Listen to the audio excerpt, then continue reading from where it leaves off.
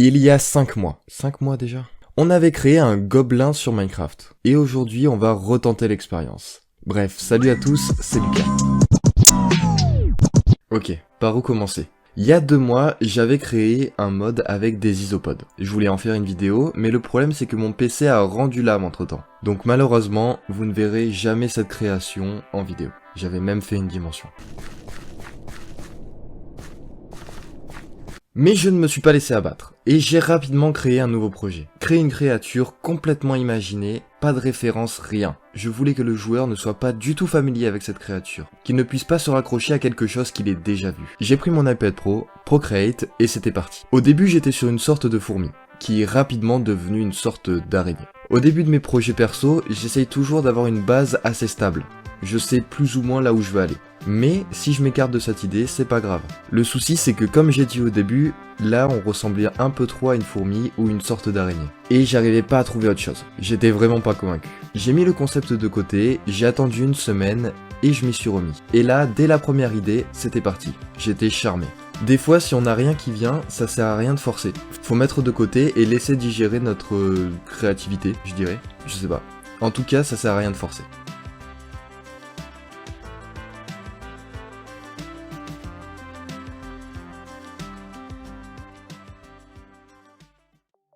Une fois mon croquis posé, je suis passé sur Blockbench, le logiciel de 3D spécial pour Minecraft.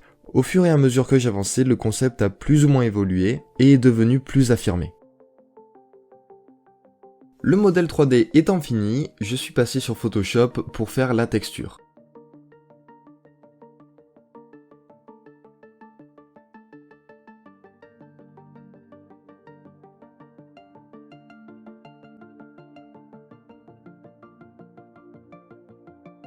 Ok, alors ça, c'est la version qu'on a avec Blockbench, mais moi, je retravaille toujours donc sur Photoshop, et ma première version a été celle-ci, pas très sexy, hein, on va pas se mentir, et je suis plus rapidement passé à ça, qui est déjà beaucoup mieux, on va pas se mytho.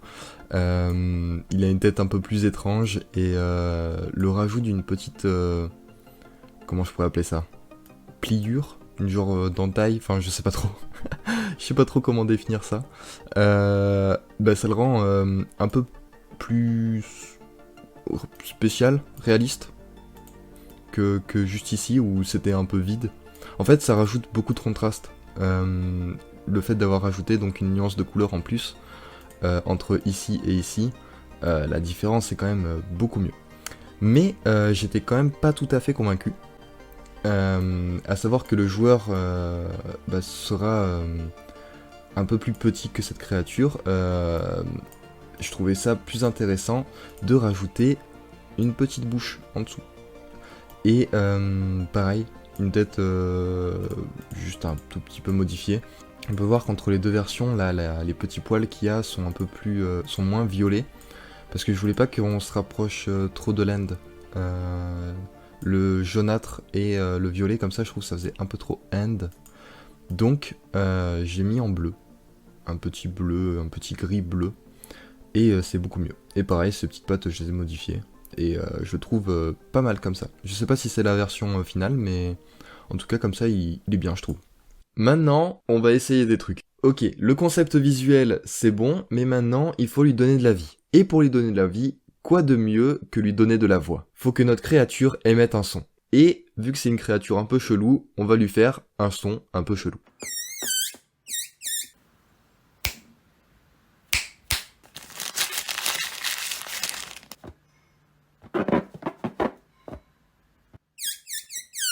Et j'ai fait le mixage sur Audacity.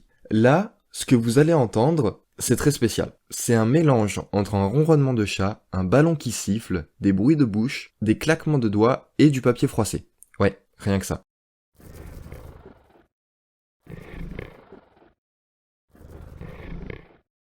Pour arriver à ce résultat, j'ai regardé beaucoup de tutos. J'en ai pas pris qu'un seul et je l'ai pas suivi à la lettre. Je me suis fait mon avis une fois que j'avais regardé pas mal de tutos, j'avais pris quelques notes et je me suis lancé.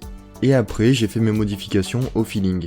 En fait, si je peux vous donner un conseil, de tout ce que j'ai appris, c'est qu'il faut pas hésiter à contraster les bruits. Faut pas hésiter à, par exemple, je sais pas, prendre un ronronnement de chat comme je l'ai fait, et l'étirer dans tous les sens. Changer la vitesse, la hauteur, le tempo, bref, le déformer au maximum.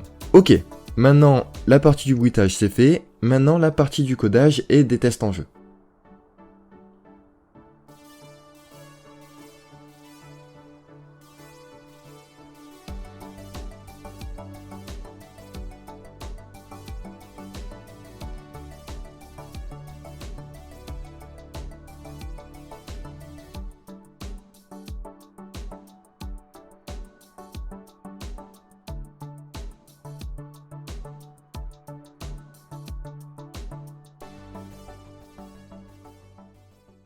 J'ai passé un long moment à corriger, remplacer, refaire, pour finalement avoir une version stable et potable. Voilà un petit extrait en jeu.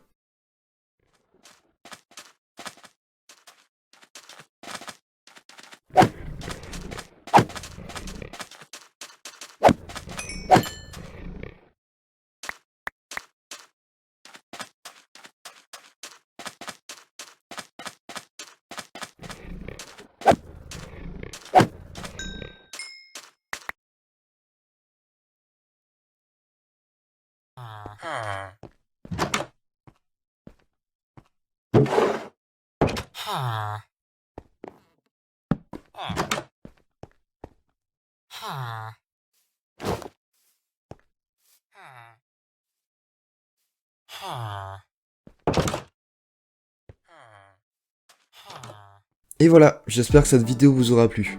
Vous pouvez retrouver le mode sur Planet Minecraft, le lien est en description, vous pouvez le télécharger et y jouer.